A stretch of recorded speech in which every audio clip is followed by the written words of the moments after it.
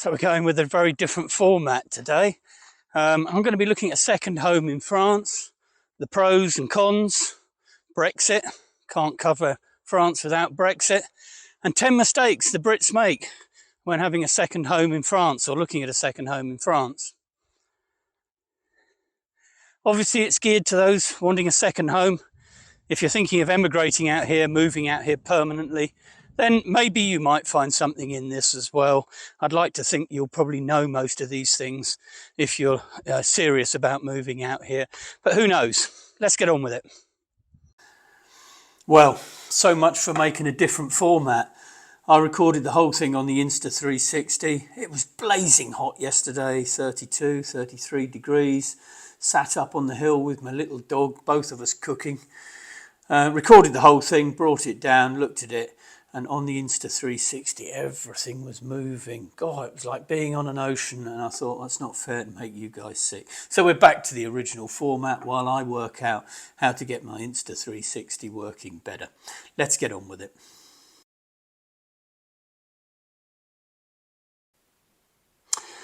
So why did we buy a house in France? Well, my late wife's family had a house in a beautiful village called Grimaud, much further east than where we are now. They sold the house and we decided we still wanted somewhere. We bought this 12 years ago. We're in the crook of France as it starts to turn around towards Spain, near to the Pyrenees, 30 minutes from the Med, in a beautiful little village. And we bought it really with the plan to retire here. I'll come on to why I'm not so sure that will happen now. And it's got nothing to do with Brexit. But I'll come on to that. But what it has given us is it's given us a beautiful place with beautiful weather, absolutely exquisite scenery, beautiful walks, lots of activities, kayaking, cycling, just about anything you want to do outside, paragliding. And probably an hour and a half from the Pyrenees for skiing in the winter. And really, it's a place to get off the world. I refer to it as my nest when I've had enough of everything, people, work, Britain. I come down here and I just get off the world. And that's really why we bought it.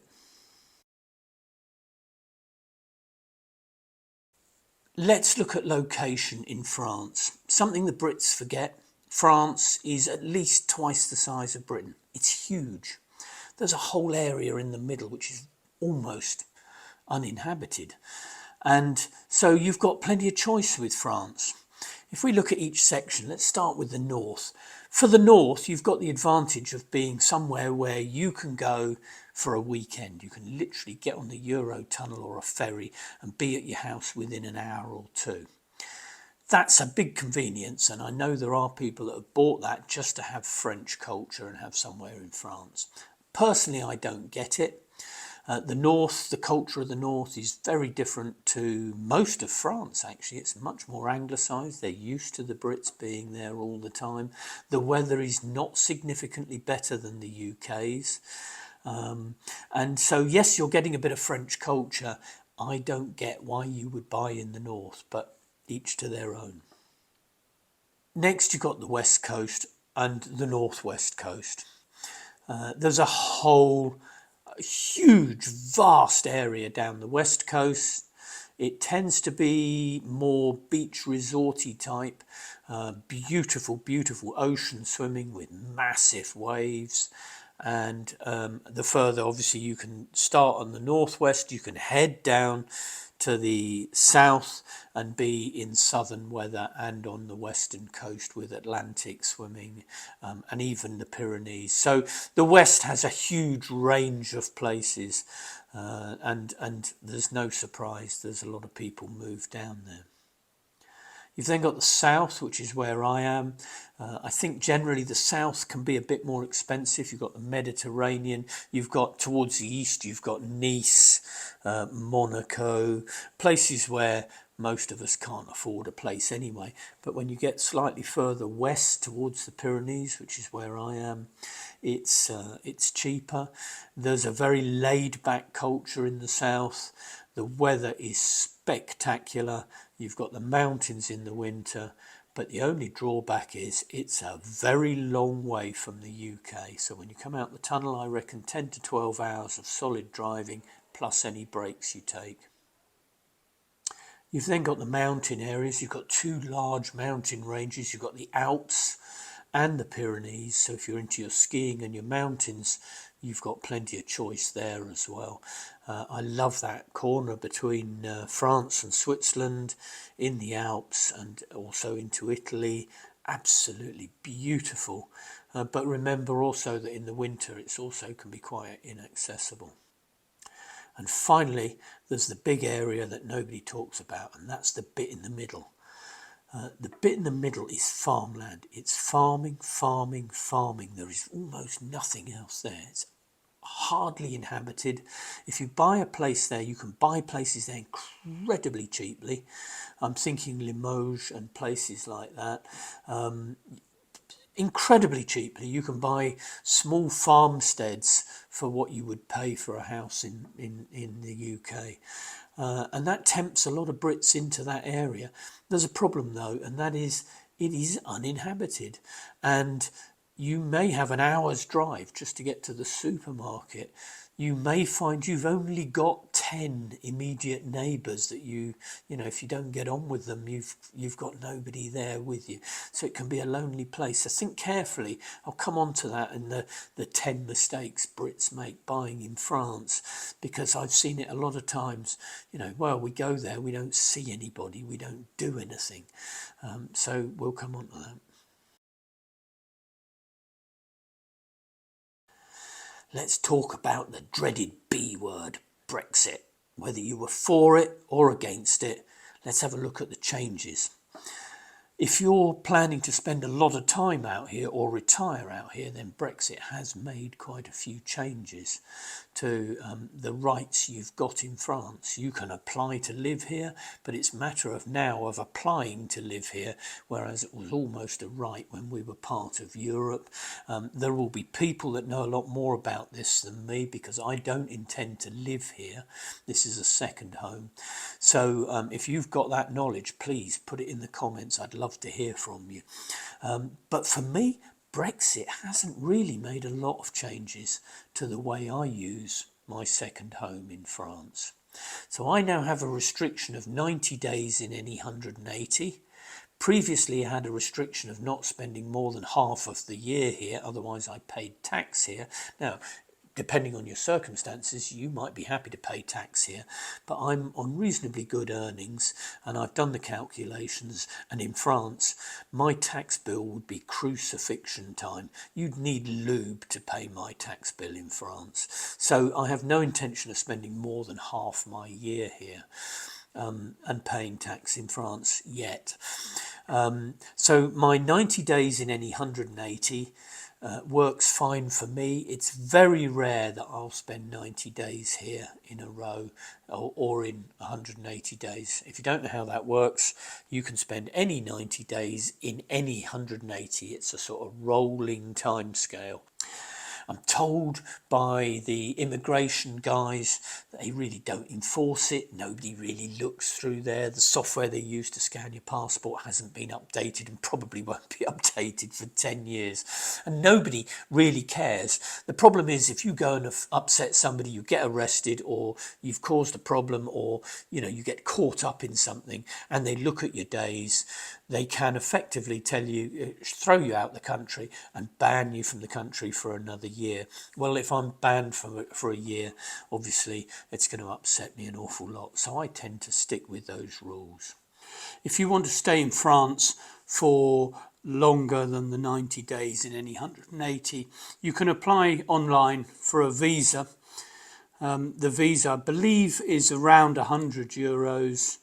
And it's a vacation visa. You can't work while you're here, and as such they ask you to prove that you have enough money in your account to be here for the year without working. I believe, off the top of my head, I think it's something like €1,500 per month you have to show you have saved up to live off for that time in France. There's a little trick with that visa as well. Because there's no borders between France and the rest of Europe, it effectively gives you access to Schengen, so the rest of Europe.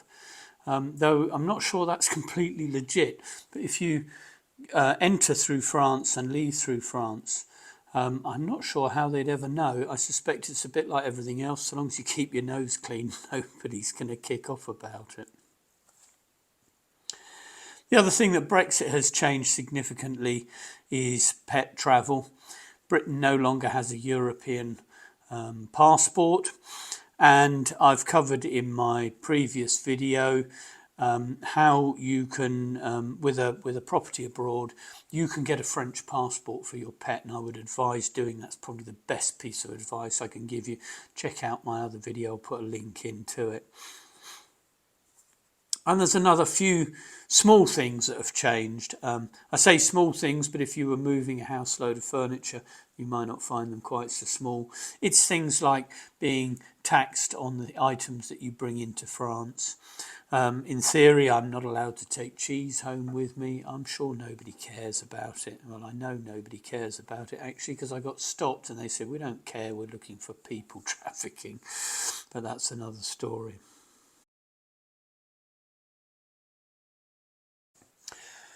Let's look at the pros of having a second home in France. The immediate one, the most obvious one, is how much you get for your money. You get a whole lot more in France for your money than you do in the UK. My house in France is significantly bigger than my main house in the UK and cost less than half of what that house cost. Depending on where you're going in France, if you are in that bit in the middle, you can get, well, nearly a farm. You can get a large amount of land with a very large fishing lake, a beautiful house, potentially even a chateau, for the money that you would spend on a house in the UK, certainly in the south of the UK. So that's the immediate pro. You get a lot more for your money. Also, it was a lot cheaper to run a house in France. Electricity, council tax, water, all the utilities were cheaper. I'm not sure that's quite so true now since the post-COVID price hike and the Ukraine war price hike. Well, we call it the Ukraine war, whole theory on that, but this isn't the place to go into that. But since the price hikes since then, I'm not convinced that France is that much cheaper. It is still cheaper than the UK by quite a long haul, but it's not as cheap as it used to be, but it's still a pro. The thing I love about France is its relaxed lifestyle. I mean, there's no doubt the French are much more relaxed than the Brits. You're left to get on with your life. In Britain, there seems to be this thing at the moment where everybody sticks their nose into your business and advises you what you should and shouldn't be doing. And, it seems everyone's got their nose in your business. In France, get on with what you like. Nobody cares. Much more relaxed. Everything is more relaxed. In fact, that's one of the cultural differences that I think you need to get used to. It's kind of like the UK was more than 20 years ago, and I like that. I like the fact that it's a lot calmer. There's less regulation, and as I say, less busybodies sticking their nose into your business. One of the reasons we bought our house was that my late wife's family house provided her and her children with almost free holidays in the summer. So long as she could afford the fuel and the food, they could come down and have a beachside summer holiday in the south of France every year with virtually no cost. I remember she said she used to load the car with cheap food, throw the kids in and come down for 2 weeks. They couldn't afford to do the theme parks and all the other things, but they got a very good 2-week summer holiday every year. And that's a nice thing to be able to leave your kids. And certainly when I'm a grandfather, which I don't think is going to be too far now, suddenly my grandchildren will be able to come down and use a house in the south of France and get an almost free holiday out of it. That's quite nice too. It becomes a bit of a family centre. My main reason for coming down here is getting off the world. When I've had enough of a difficult customer, I've had one difficult customer for about 4 or 5 years now, and when I've just had enough of them, or I've had enough of the UK, the busyness of the UK. UK is so noisy and so busy and so full of regulations and things you've got to do. And when I've had enough of all that, I come down here and literally I arrive and I just sort of go, and I get off the world. It's beautiful. I refer to it as my nest. I come and I get off the world for a little while and just relax and chill. And that to me has been so valuable. Another nice thing about owning a place abroad, broadens your horizons. It exposes you to other cultures, to other places, to different things. And I think that's a good thing. You know, there's a joke about 1 in 10 Americans has a passport. And to me, that's very sad. It means they haven't seen a lot of other things. And I think having that exposure to other cultures, other foods, different scenarios, different situations is valuable. And finally, my last pro, there's loads of them, but the ones that I really want to list is learning to love the French. It's in a con as well because it's difficult. It took me quite a few years to get the hang of the French. I love the French. I've never been anti-French or anti-France ever. You know, I've accepted they're different, but I've worked all through Europe, so I kind of accept those cultural differences. But even loving the French when we first arrived, I think it took probably 2 or 3 years for me to get the hang of the French. And actually, they've got it right. They live their life for their life, not for their work. In the UK, I have a test I give people. When you meet somebody, it's a real bastard test this. I say to them, tell me about you. And I would say in the UK, almost without fail, everyone tells you what their job is. In France, you can know somebody for years and not even know what their job is because it's not what defines them. And those sorts of things I've enjoyed learning. And so I've put down learning to love the French as a pro. It's also in the cons. We'll come to that.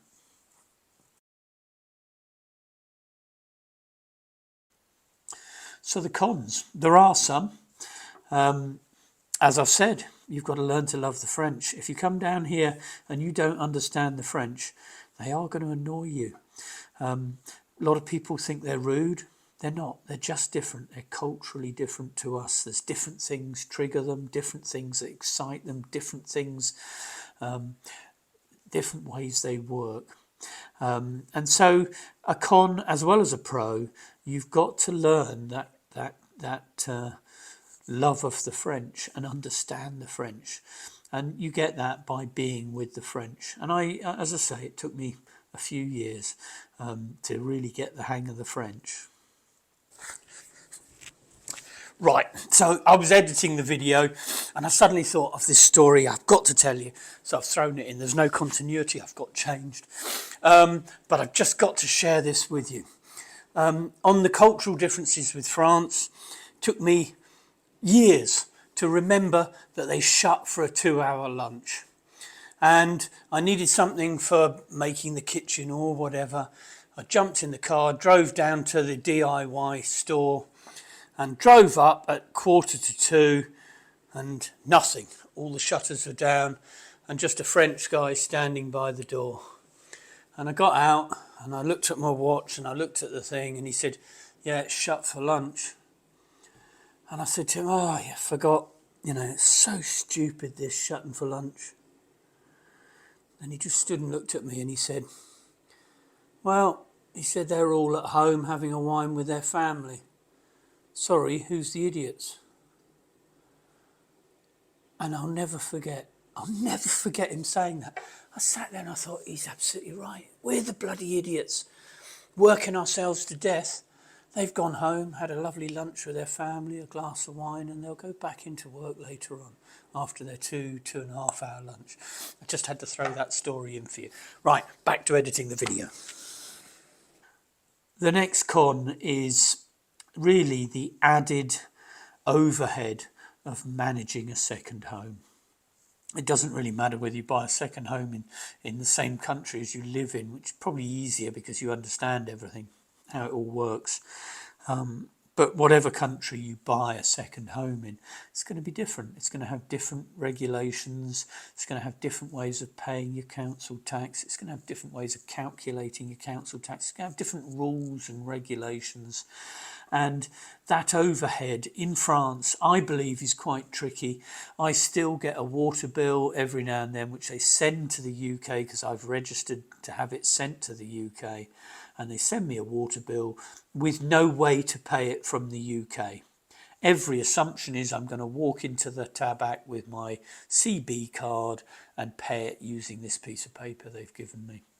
And they really don't make it easy, and why should they? But they don't make it easy for foreigners to pay a lot of the tax bills. You sit there and you scratch your head, and there's 101 ways to pay when you're in France, but there's no IBAN account number, so I can't transfer the money from the UK. And I might add some tips on the end of here. There's a couple of tips I've got in France which I think are crucial. And the other thing that you've got to understand is culturally, France is completely different to the UK. It works differently. Everything works differently. I've just bought a car here. The paperwork in buying a car, it was pretty straightforward and everybody helped. But the number of copies that the poor lady had to make to re-register my car in my name, bits of paper everywhere. They love a bit of paper, whereas in the UK now a good part of any admin is online, so it takes a little while to get the hang of that different administrative system. And to be fair, 12 years on, I still struggle with the odd one. I've still got a water bill I can't pay from the UK. I've got to get in the car. I've actually got to go down to the tax office and physically pay it at the tax office. And I know it's going to cause mayhem when I walk in because they're not used to me doing that. They're not expecting me to do that. Everything is different, and it takes time and it takes energy. And there's a few times where I've sat there with my head in my hands and just thought, how difficult can they make this? But actually it's me that doesn't understand it. So there's a con for you. You know, it is a lot more, it's different, and it is therefore more difficult. And the best advice I can give you, find friends that have got a house in France and talk to them. That's what I've done, and it's helped immensely. And finally, for the cons, though, I see it as a pro as well, learning the language. There's a lot of Brits turn up and expect everybody to speak English. Well, to be fair, in France, a good number do now. When we bought the house 12 years ago, I have to say, pretty much nobody spoke English. It was really, it's incredible how many people speak English now compared to when we bought the house 12 years ago. But if you imagine a foreigner in the UK who doesn't speak a word of English, I think your response would probably be, well, you're in the UK, bloody well learn some English. And I feel the same with the French. We're in their country, learn some French. You don't have to be good at it. You just have to be able to get by. You have to be able to ask for something, say hello, say goodbye, and make that effort. Oh my God, does it pay off? They love you for it. They absolutely love you for it. I go to parties now that are in French. My French isn't great. I come home absolutely worn out from thinking all night in French. And the hilarity that they have from my French is great at a party. So learn the language. It's, as I say, I've put it down as a con, but it's actually a pro as well. When you learn the language, suddenly you'll find they accept you much more quickly.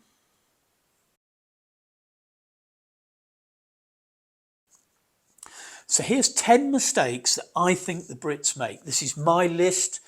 You might have other things. I'm sure there's lots of other things, but these are the things that stuck in my head. I sat down with a piece of paper and I wrote down the 10 things that I watched the Brits do in France that either make me cringe.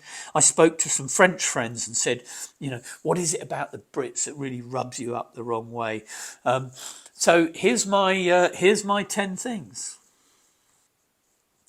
Number one, and you've probably guessed this one already, it's culture. Don't underestimate the cultural differences. People think you hop across the channel, they speak a different language. No, they don't. It's a whole different culture, and you need to understand that. You need to catch on to it. It's kind of like I was saying, learn to love the French. You need to understand their culture. You need to understand what's important to them, what's not important to them. And you watch the Brits turn up and think they just have to speak some French, and it's just like Britain. It's not. It's a whole cultural difference. Number 2, cultural again.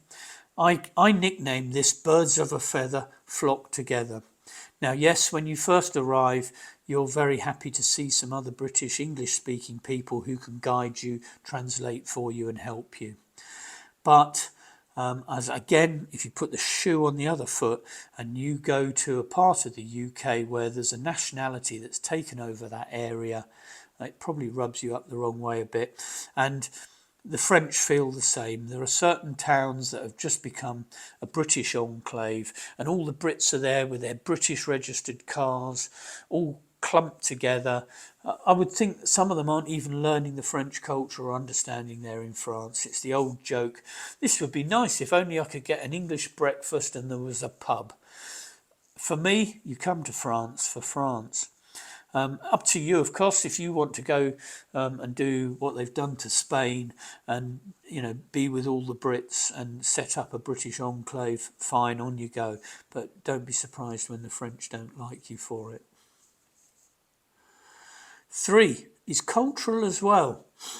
This came from a French friend of mine. I said to him, what mistakes do the Brits make? His number one answer, he didn't even think, straight away, noisy in restaurants. They're noisy. And I get that now. I've watched a few Brits, shouting for service in a restaurant and, thinking the whole world is looking at them. And it rubs the French up the wrong way. So take it on board if you like. 4, and this is a big one, and I've seen it happen, and I see it happening all the time. In France, you can't just flip a property like you do in the UK. The property market is a completely different world to the UK. And we get the Brits, they turn up, they think they buy an old house, they spend 40,000 euros on it and think, right, now we'll sell that for a profit and buy something else. It's not how it works. There's a number of differences in the French property market. Generally speaking, their prices aren't going up like the UK. Their economy isn't entirely based on ever-increasing house prices. But secondly, houses don't move in the market like they do in the UK. Some of the houses we looked at when we bought this one 12 years ago are still on the market. Haven't been sold in 12 years.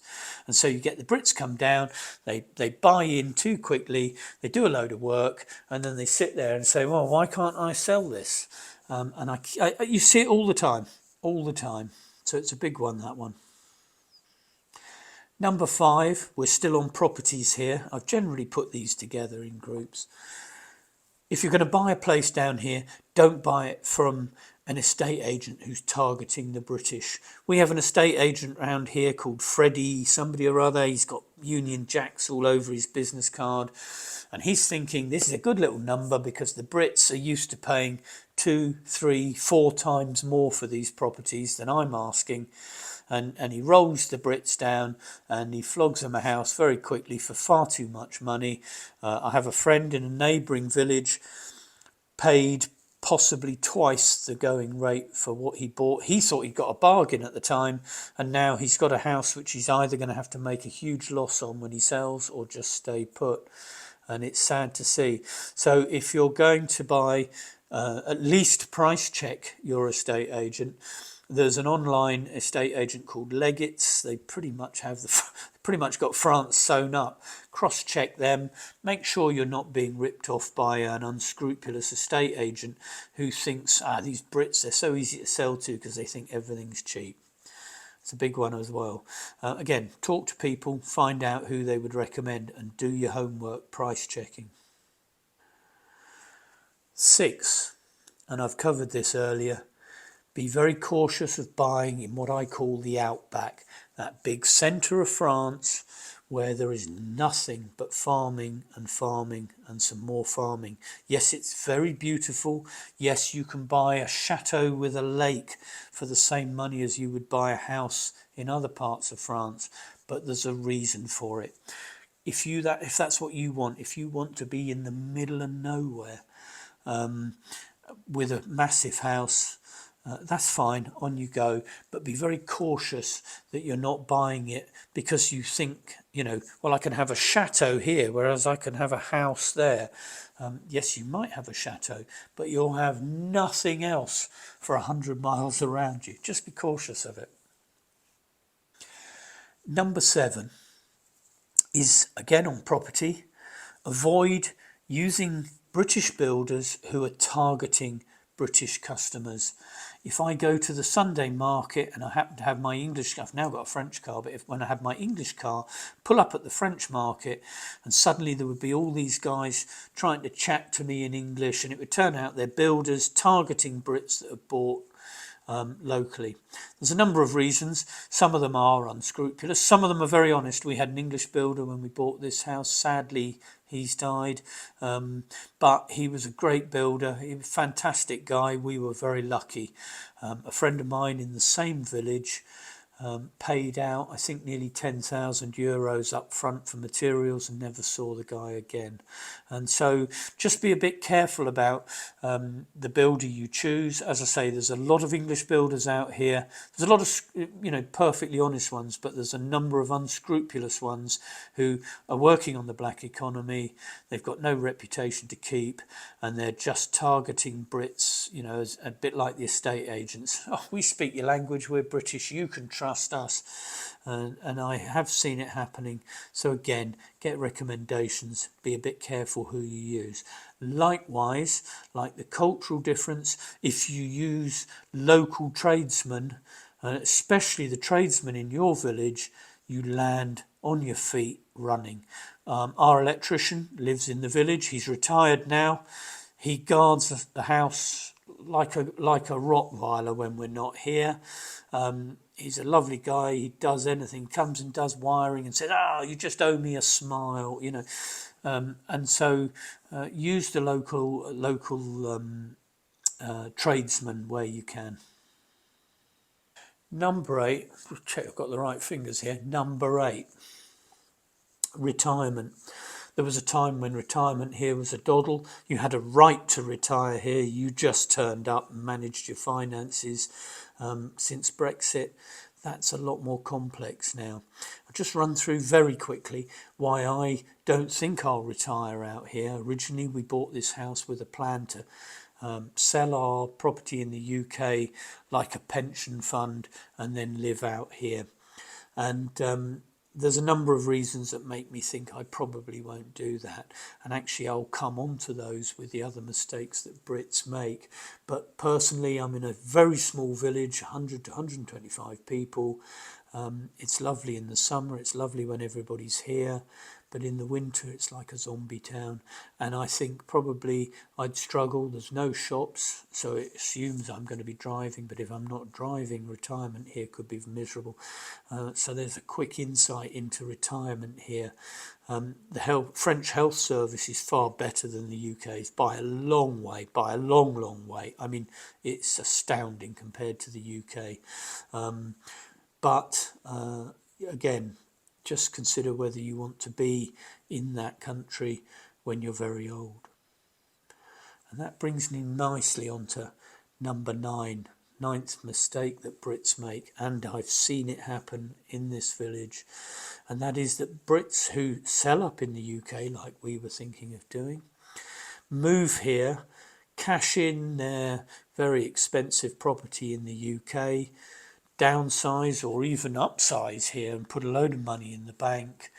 We're never going back to the UK, and then 10 years later they've either fallen out of love with France, it wasn't what they expected, or they've now got grandchildren in the UK that they want to spend time with, or maybe they've got health issues and want to be with family. Whatever the reason, they're now stuck here. They can't go back to the UK because they can't afford to. And there's nothing sadder and more bitter than people that have come out here on a dream and are now stuck here against their wishes. And as I say, I have seen it, and it is brutal and sad and very painful. So when you're just about to sell up that property in the UK and move to your new dream in France, just be careful that that is the dream you want, and it is the dream you want in 10, 20, or to the end of your days. And finally, number 10. This is an easy one, really. You'd think it was obvious, but incredibly it's not. And that is, a lot of these places in the summer are the centre of the universe. They're buzzing, they've got beautiful weather, everybody's out having street parties, drinking wine, there's bracons, there's all these things going on, and you think, I'm going to have some of this. Just remember that that is at the peak of the summer. I actually say that spring is the best time out here. It's got beautiful flowers, good weather, and it's not quite so busy. But you come out here at Christmas and it is like a zombie town. I can honestly say, if I come out for a couple of weeks over Christmas, which I regularly do, I can walk the dog, I can walk around the village and see nothing. Now that's fine for me because I come out here as a second home. But again, if you'd moved out here and retired out here, that may be a big difference.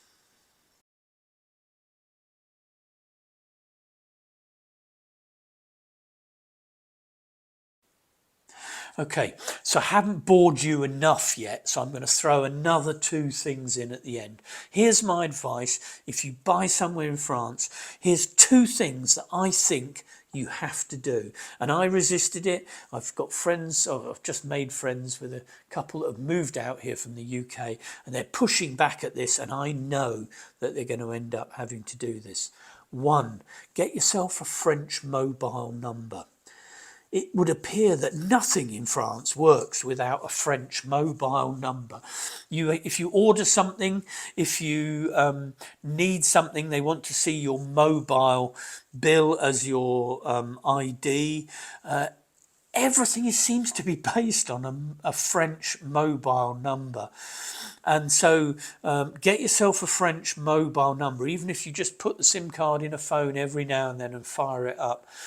Just having that number and being able to get messages on it or texts on it, or just having the number, seems to be critical. I actually had websites which I was trying to do transactions on, order my new fibre broadband, things like that, and they won't accept anything but a French mobile number. And actually with my broadband, I couldn't even order it without a French mobile number. I had to use a friend's number and then change it later. So get yourself a French mobile number. And the other one is a French bank account, at least a Euro bank account, because if you use, yes, your UK bank card will get accepted everywhere in France perfectly well. Your UK bank will be doing you on the exchange rate without a doubt. They will also be charging you a transaction fee on each transaction. And the beauty of having a Euro account, one, you have a legitimate place in France. Again, you have ID, you have credibility, you have the solidity of actually being able to pay something from a French bank account. You also get a carte bleue CB card, which is like a Visa or an Amex or whatever. It's a recognised French card. Again, there are places that won't do things without a CB card. It seems to be almost like an ID. But the main advantage is you can use services like Wise. They used to be called TransferWise. I use them all the time. I get a far better exchange rate than the banks. Typically, if I transfer £1,000, I'll save £50 doing it through Wise, and that's incredible. And it hits my French account like that. I've done it in the car driving to the market. I've looked at my French account and thought, oh God, I've got no money in it. Transfer some money from the UK, ding, it's in there. I haven't found a bank that can do that. So have a Euro account, have a French account. I went with La Banque Postale, the post office bank. They were absolutely diabolical. I mean, you cannot imagine how bad they were. I had nothing but trouble. I nearly ended up in court with them in the end. They kept closing my account. Then I'd come out to the house. All my services were cut off because nothing had been paid. They closed my account because my employment contract wasn't in French. Yeah, I work in England. It just got worse and worse and worse. Everyone said to me, go to Credit Agricole Britline. So Credit Agricole, a French bank which has a CB card. But they have a service called Britline because they know that banking in France is completely different to banking in England. The whole mentality is different, and they translate that for you. And honestly, I resisted it and resisted. I don't want to be a Brit on Britline, having said all these things about integrate and have a French this and be French. I resisted having Britline, and the day I signed up for it, all my problems stopped. They also have an English, if your French isn't very good, certainly when you first arrive here, it probably won't be. They have an English phone service. You have an account handler who you can ring up and talk to and say, what the hell is this and how did this happen? And they'll explain it all to you. So there's my 2 bonus tips for the end. For those of you that have stayed for the whole video, which it seems are very few of you. So I'm sorry the video didn't come out how I wanted. I wanted one of us walking along in the beautiful weather with the dog and show you a bit of the real life rather than sitting here talking at you. In the next week or 2, I'll get that bloody camera. I'll learn how to work it. I promise you we'll come up with a video before I come back to the UK. I've got a couple of things lined up. I want to look at the olive harvest. That's coming up soon. Chatting to one of the local olive farmers. He's happy to show me round. He's also going to have a quick chat with the place that does all the olive processing and see if they'll do the same, show me how the olives are processed and everything, and I'll share that with you. I've got a friend who lives off-grid in France, right up in the hills, out looking out over the Pyrenees, and she's completely off-grid. She's got solar and her own water and everything completely off-grid, and she'd love to show you round. She said she will. Unfortunately, she's not there at the moment. She's been on the Vendange, the grape harvest, nearly killed her. But we're going to catch up with that as well. And so hopefully we've got some exciting stuff coming up. And please stick with us, subscribe and like and comment because it helps me so much. Any of those helps me so much. And hopefully we'll see you on the next video.